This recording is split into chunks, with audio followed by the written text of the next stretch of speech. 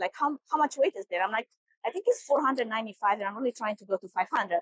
So they're like trying to do the math. So they're counting the plates and they're like, did you count the machine plate? I'm like, yeah, like that's like what, 35 pounds? They're like, no, it's 120 pounds.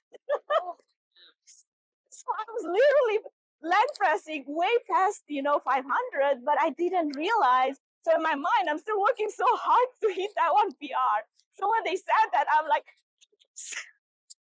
this anymore. It's just so funny because I finally reached that goal.